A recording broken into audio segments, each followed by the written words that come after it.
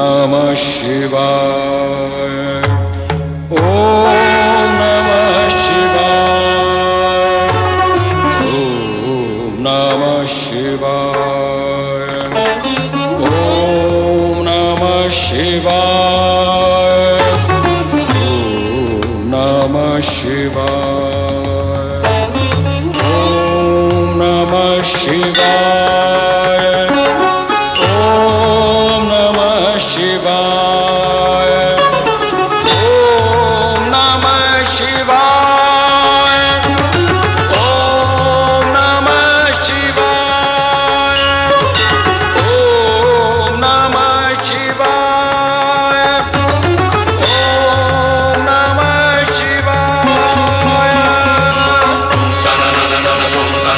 नमः शिवाय। ओम नमः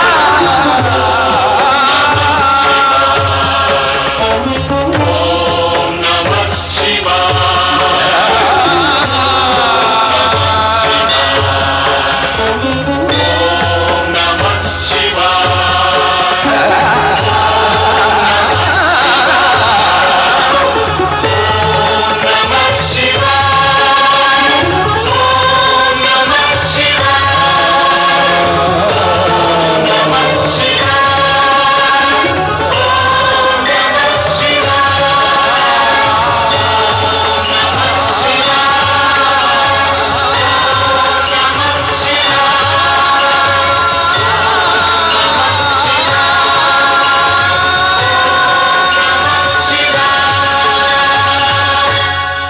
ओम नमः शिवाय।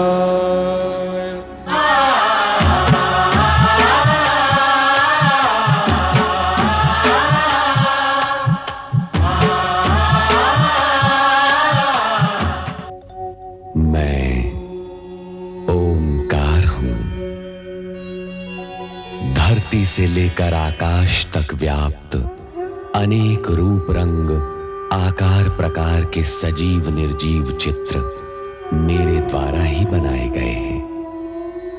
मैं सृष्टि का प्रथम चितेरा, प्रथम चित्रकार हूं। मैं ओंकार हूं। दक्ष कन्याओं से विवाहोपरांत चंद्रदेव ने रोहिणी के प्रति आकर्षण और शेष के प्रति विकर्षण प्रकट किया तो रोहिणी चिंतित हुई। उसकी सभी बहनों ने पिता दक्ष के समक्ष अपना दुख प्रकट किया।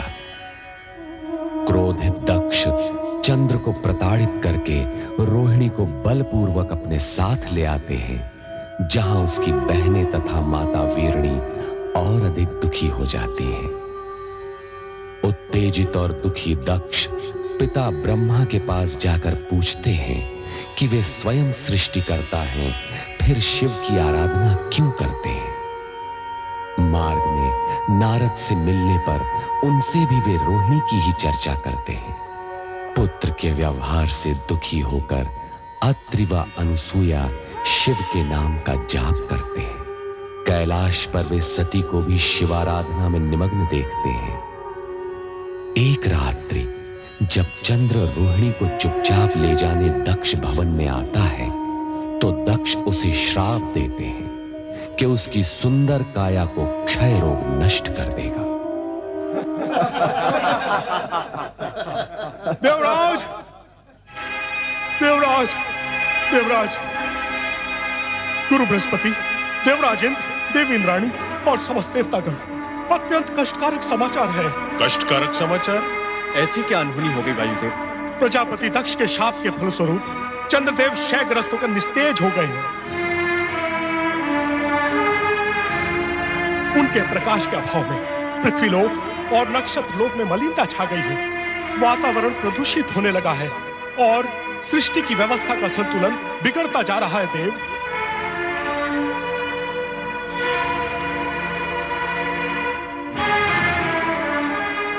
ये तो निसंदेह दुखद समाचार है वायुदेव।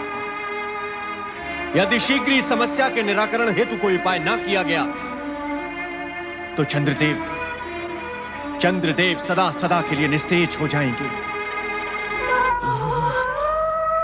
पुत्र चंद्र,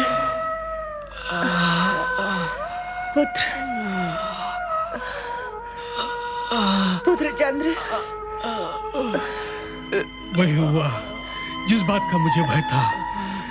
दक्ष के इस कठोर शाप के आगे हमारे सभी मंत्र, यज्ञ, हवन कोई प्रभाव नहीं दिखा पाएंगे। हम वो अभागे माता पिता हैं जिनकी आंखों के सामने उनके पुत्र को। नहीं, ऐसा मत कहिए स्वामी, ऐसा सोचे भी नहीं।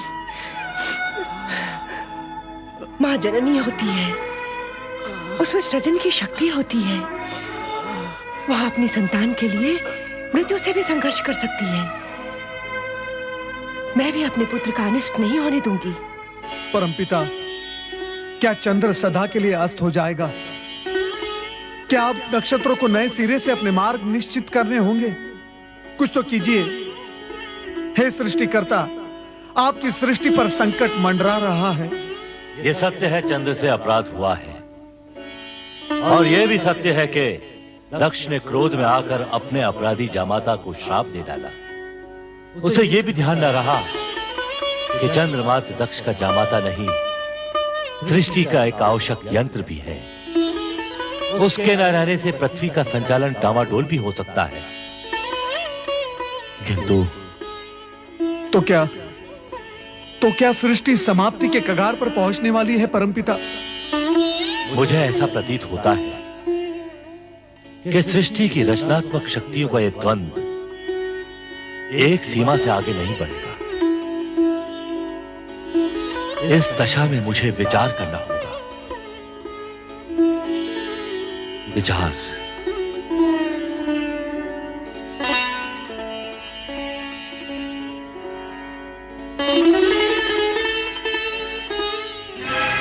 देव ऋषि, वहां सृष्टि पर विपत्ति के बादल मंडरा रहे हैं और ब्रह्मा जी ध्यान में डूबे हुए हैं। इस समय इनके ध्यान में मात्र सृष्टि की चिंता है देवराज, अन्य कुछ नहीं। परंतु इसमें इतना सोच विचार करने की क्या आवश्यकता है? ब्रह्मा जी को करना होगा कि चंद्र को शाप से मुक्त करने के लिए अपने मानस पुत्र दक्ष को बाध्य करें, अन्यथा सृष्टि में प्रलय हो जाएगी। देव ऋषि, प्रलय हो जाएगी। ऐसा नहीं हो सकता देवराज इंद्र, हमें धैर्य से काम लेना होगा। यह हमारी परीक्षा की घड़ी है। भगवान शिवशंकर की कृपा से चंद्र की रक्षा का मार्ग अवश्य मिल जाएगा। हमारा हृदय टूट चुका है माते। कैसे पिता है हमारे, एक हाथ से हमारा कन्यादान करके हमें सौभाग्यवती होने का आशीर्वाद दिया और दूसरे हाथ से छीन भी लिया। माते, उनसे कहो कि हमें पति का प्रेम नहीं, उनकी आयु और हमारा सौभाग्य चाहिए। पिता अपना श्राप लौटा ले और हमें हमारा पति दे दे। वे जैसे भी हैं, हम उनके साथ जीवन निर्वाह करेंगे। तुम्हें कैसे समझाएं पुत्रिया? दिया हुआ श्राप लौटाया नहीं जा सकता, ये असंभव है। हाँ, अब एक आसरा है, भगवान शिवशंकर। वो भक्त वत्सल हैं, भोलेनाथ हैं। यदि उन्हें तुम बहनों पर दया आ गई तो चंद्र को नया जीवन और तुम सबको तुम्हारा सौभाग्य सिंदूर भी मिल सकता है। तुम धैर्य मत छोड़ो अश्विनी, तुम सबकी मनोकामना अवश्य पूरी होगी।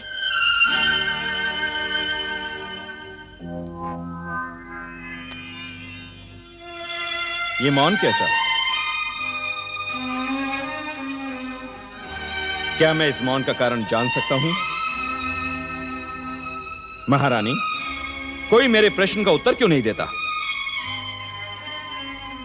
आपके प्रश्न का उत्तर मैं देती हूँ पिताश्री। देखिए देखिए इन्हें, ये आपकी वही प्रिय पुत्रियां हैं जिनके सौभाग्य चंद्र पर दक्ष नाम का ग्रहण लग गया है, जो चंद्र को निगल जाना चाहता है। पुत्री! क्रोधित मत होइए पिताश्री, और इतना मंगल करने के पश्चात आपको मुझे पुत्री कहने का भी कोई अधिकार नहीं। मैं जा रही हूँ अपने पति के पास। तुम वहां नहीं जाओगी। और यदि तुमने मेरी आज्ञा की अवहेलना की तो आप मुझे भी श्राप दे दीजिएगा। इससे अधिक आप कर भी क्या सकते हैं?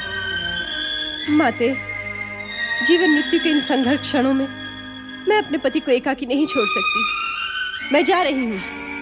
रोहिणी, यदि तुमने इस महल की चौखट भी लांगी तो मैं तुम्हें श्राप दे दूंगा। बस कीजिए, बस। यदि आप इन पुत्रियों के पिता हैं तो मैं माता हूँ। प्रसव पीड़ा आपने नहीं, मैंने सही है। यदि आपने अपने मुख से एक भी अपशब्द कहा तो मैं यही की यही अपने प्राण त्याग दूंगी। हाँ। दक्ष महल, इंद्रलोक, ब्रह्मलोक, हर स्थान पर चंद्रदेव की गंभीर स्थिति पर चिंता का वातावरण बन गया। देवर्षि नारद, गुरु बृहस्पति सहित सभी देवगण चंद्र की निरंतर क्षीण होती स्थिति से तनावग्रस्त हो उठे। चंद्रदेव की माता ने पुत्र को इस संकट से उबारने के लिए कैलाश जाने का निश्चय किया। आप कहाँ हैं प्रभु?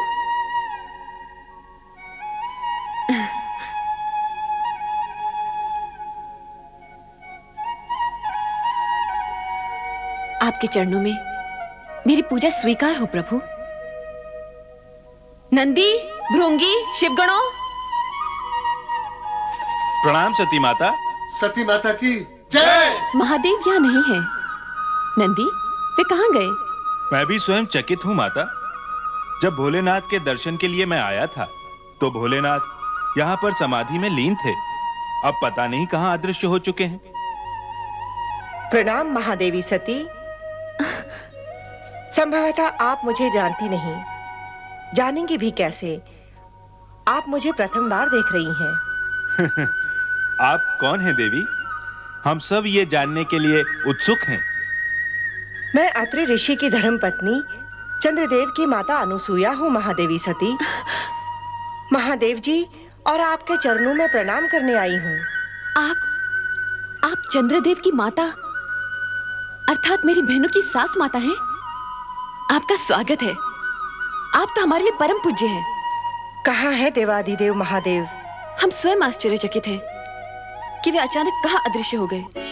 ऐसा लगता है दुर्भाग्य की छाया शीघ्र ही मेरा पीछा नहीं छोड़ेगी।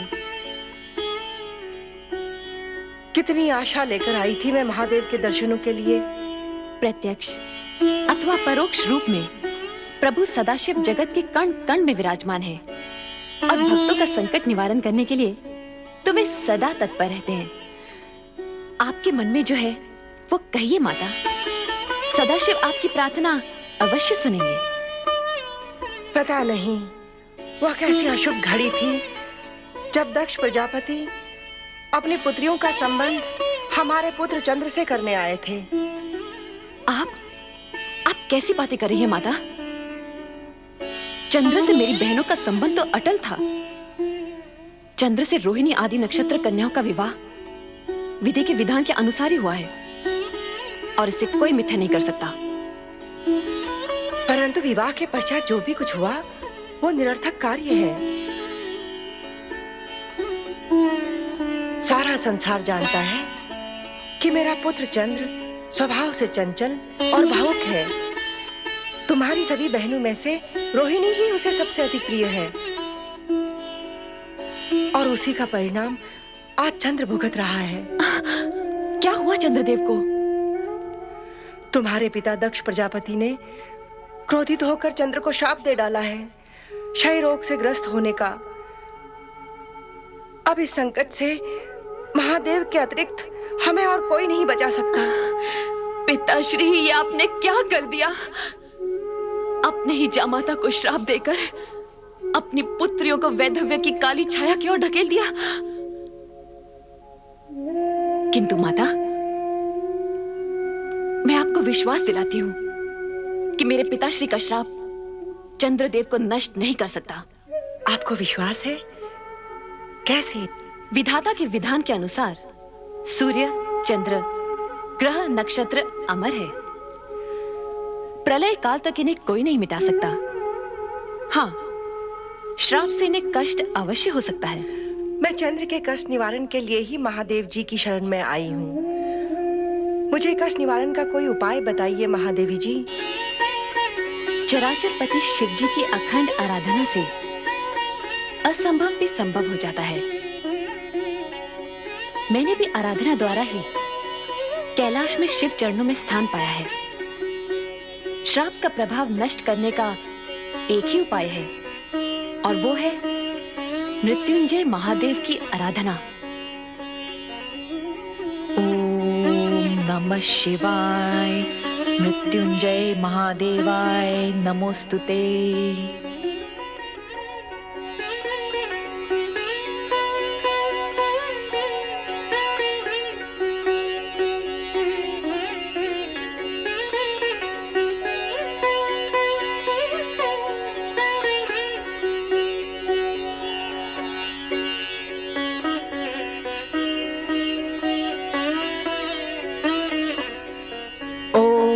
नमः शिवाय, मृत्युंजय महादेवाय नमोस्तुते।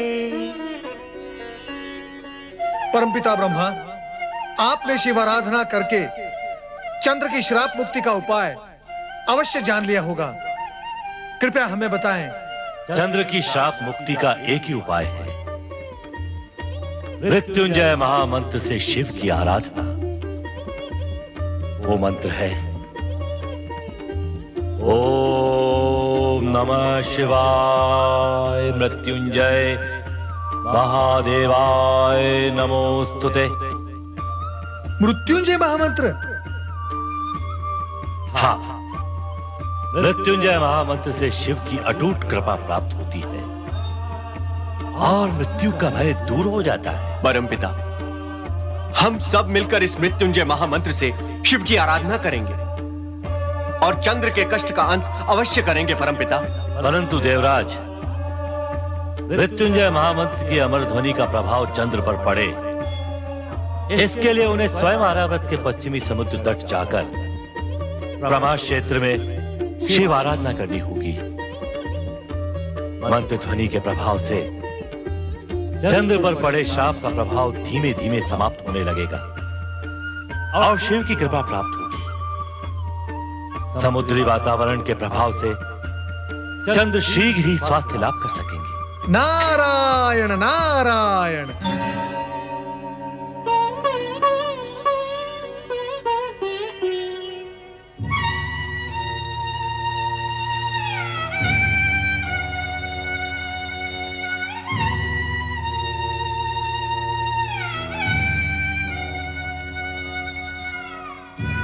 स्वामी, आपकी ये दुर्दशा मेरे ही कारण हुई है। इसके लिए मैं अपने आप को कभी क्षमा नहीं करूंगी। रोहिणी, बहू, इस तरह अपने आप को दंडित करने से कुछ नहीं होगा। हम दोनों को मिलकर ही चंद्र को बचाने का उपाय करना होगा। माताश्री,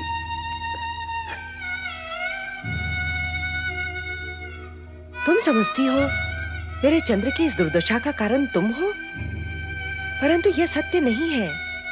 तुमने तो सदा ही मेरे चंद्र के हृदय को प्रफुल्लित किया है, उसे सुख दिया है। तुम उसके दुख का कारण कैसे बन सकती हो? माते, मुझे ज्ञात है तुम्हारी बहनों के प्रति उपेक्षा दिखाकर चंद्र ने उचित नहीं किया, परंतु इसके लिए मैं उसे दोषी नहीं समझती हूँ। परंतु माते, सारा दोष मेरा है। ये आप क्या कह रही हैं माते? तुम्हारे पिता दक्ष प्रजापति का प्रस्ताव ही मुझे स्वीकार नहीं करना था, जिसमें उन्होंने अपनी 27 कन्याओं का विवाह मेरे चंद्र के साथ करने की बात कही थी। परंतु आपने और पिताश्री ने तो कहा था कि ये विधाता का अटल विधान है, इसे कोई नहीं बदल सकता। दुर्भाग्य को विधि का अटल विधान बताकर किसी भूल से मुक्ति नहीं पाई जा सकती रोहिणी। भूल तो भूल ही होती है और भूल का परिणाम जाने अनजाने सभी को भुगतना पड़ता है। तो मेरी बहनों की उन आकांक्षाओं का क्या होता?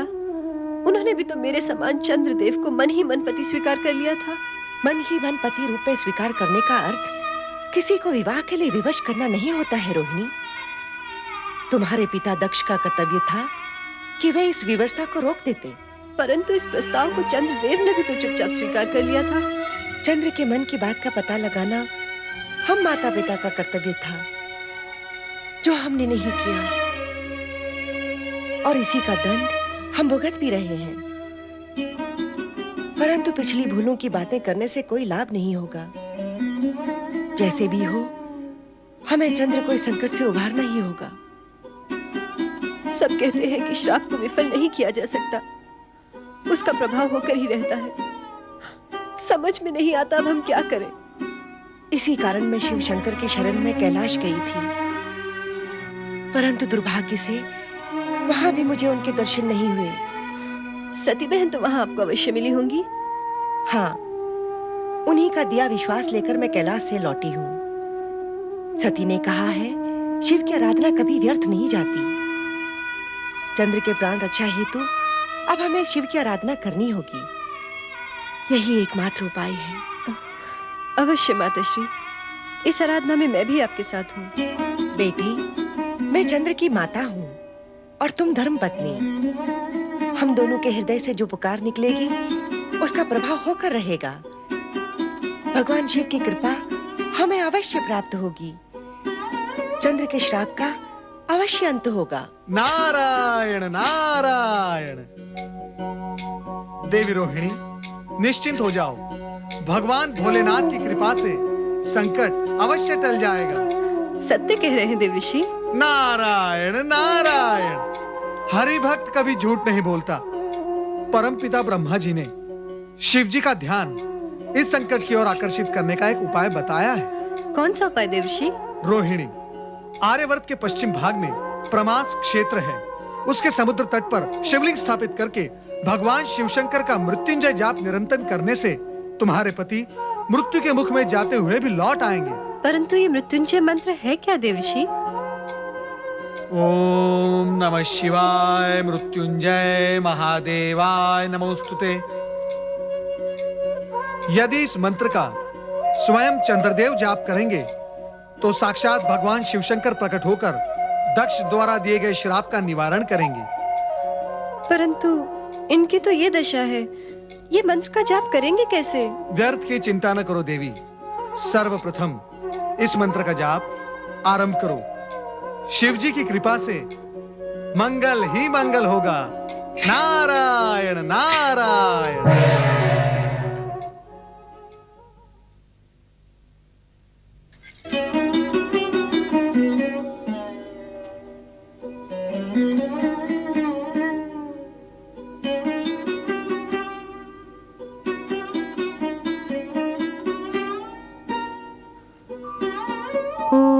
नमः शिवाय मृत्युंजय महादेवाय नमोस्तुते।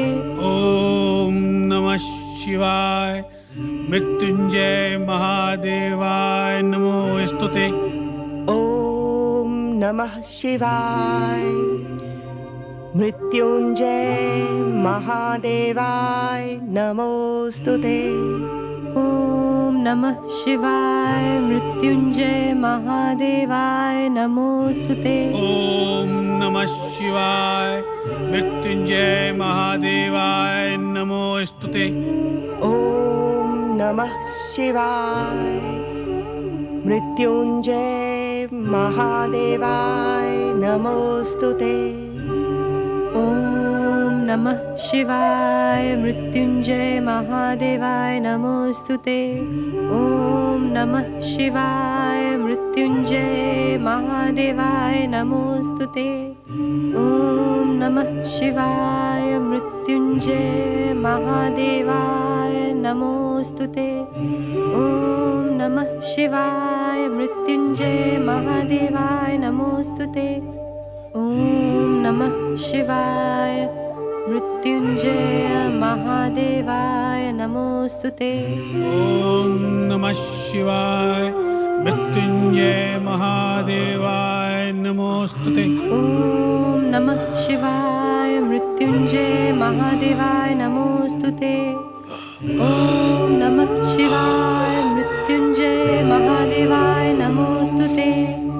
ओम नमः शिवाय मृत्युंजय महादेवाय नमोस्तुते।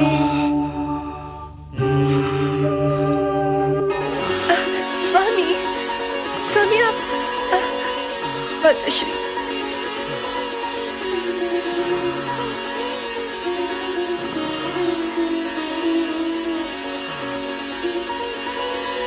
स्वामी, रोहिणी, माते, स्वामी, चिरंजीव रहो पुत्र। माता श्री, देव ऋषि के कहे अनुसार मैं इन्हें शीघ्र ही ब्रह्मास्त्र क्षेत्र ले जाऊंगी।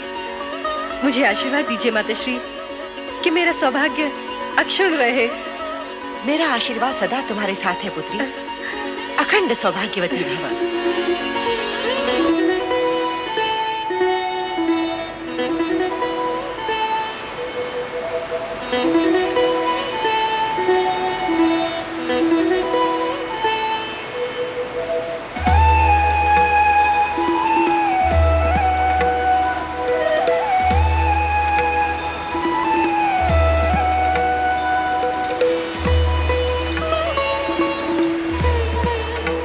हे जलदेव, मेरे पति की रक्षा करना।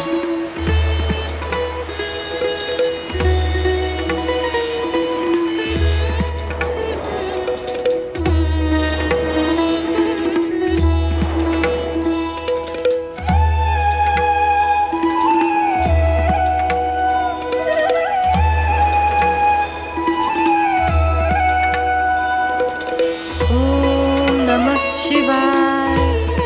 मृत्युंजय महादेवाय नमोस्तुते। ओम नमः शिवाय। मृत्युंजय महादेवाय नमोस्तुते। ओम नमः शिवाय। मृत्युंजय महादेवाय नमोस्तुते। ओम नमः शिवाय। मृत्युंजय महादेवाय नमोस्तुते। ओम नमः शिवाय। मृत्युंजय महादेवाय नमोस्तुते। ओम नमः शिवाय। मृत्युंजय महादेवाय नमोस्तुते। ओम नमः शिवाय। मृत्युंजय महादेवाय नमोस्तुते। ओम नमः शिवाय। मृत्युंजय महादेवाय नमोस्तुते। स्वामी, इस शिव मंत्र का निरंतर जाप करते रहें जब तक भगवान शिव की हम पर कृपा न हो। ओम नमः शिवाय। मृत्युंजय महादेवाय नमोस्तुते। ओम नमः शिवाय। मृत्युंजय महादेवाय नमोस्तुते। ओम नमः शिवाय। मृत्युंजय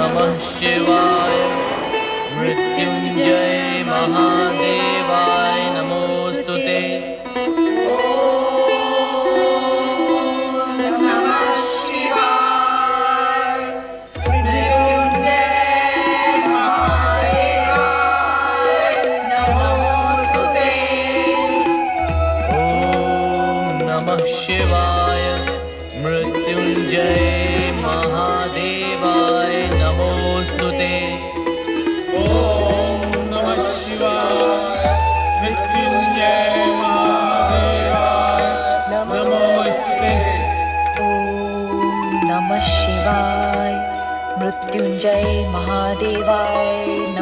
नमोस्तुते। ओम नमः शिवाय।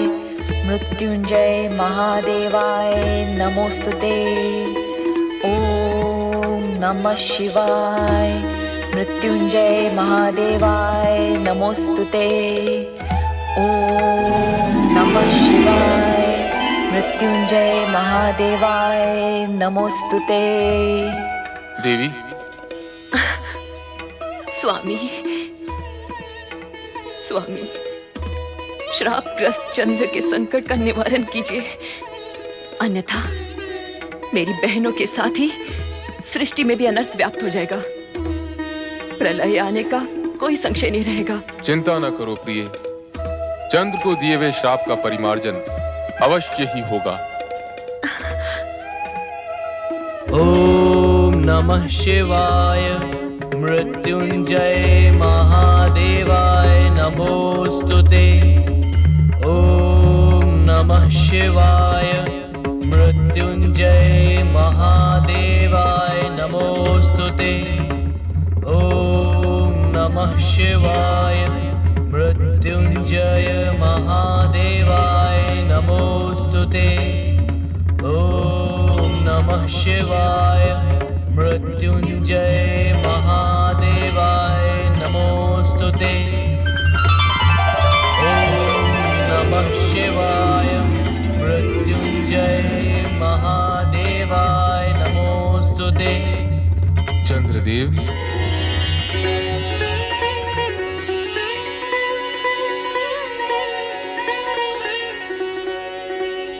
ओम नमः शिवाय। मृत्युंजय महादेवाय नमोस्तुते। मृत्युंजय मंत्र के निरंतर जप से तुमने हमें प्रसन्न किया, साथ ही मृत्यु को भी जीत लिया। अब तुम्हें किसी प्रकार का कोई भय नहीं।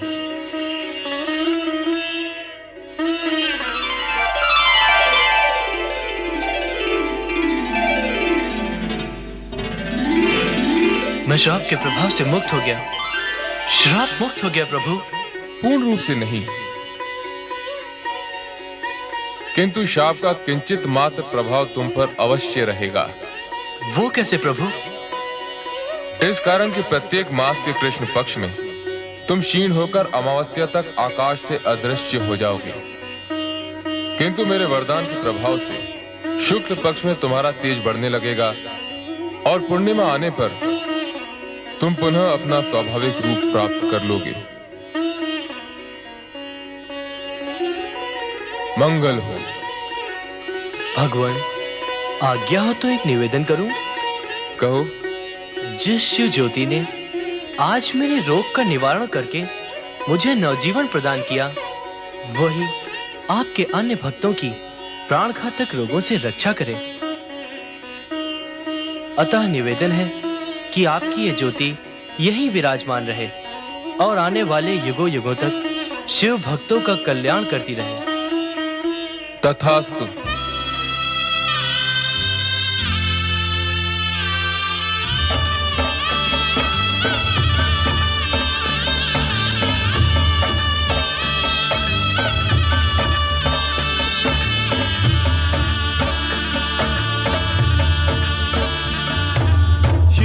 भक्त जनों ने पुकारा जब संकट पड़ने पर, शिव के भक्त जनों ने पुकारा जब संकट पड़ने पर, तब तब ज्योतिर्लिंग में पधारे अजय अमर शिव शंकर। अजय अमर शिव शंकर, अजय अमर शिव शंकर, अजय अमर शिव शंकर, अजय अमर शिव शंकर, अजय अमर शिव शंकर, अजय अमर शिव शंकर, अजय अमर शिव शंकर, अजय अमर शिव शंकर।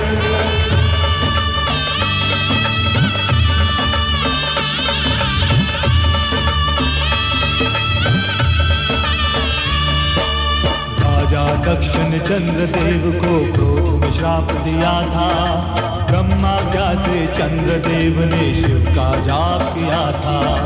चंद्रदेव को श्राप से मुक्ति देने स्वयं शिव आए, चंद्र का यश बढ़ाने यही वो सोमेश्वर कहलाए। सौर सौराष्ट्र के सोमनाथ की महिमा होती नहीं बखान, इनके स्मरण से मिल जाता है मनचाहा वरदान। सोमनाथ जी नए रूप में आज भी मन को भाए, इनके दर्शन करने से ही रोग निकट ना आए। सोमनाथ शिव की जय हो, सोमनाथ शिव की जय हो, सोमनाथ शिव की जय हो, सोमनाथ शिव की जय हो, सोमनाथ शिव की जय हो, सोमनाथ शिव की जय हो, सोमनाथ शिव की जय हो, सोमनाथ शिव की जय हो। ओम नमः शिवाय, ओम नमः शिवाय, ओम नमः शिवाय, ओम नमः शिवाय, ओम नमः शिवाय, ओम नमः शिवाय, ओम नमः शिवाय, ओम नमः शिवाय, ओम नमः शिवाय, ओम नमः शिवाय।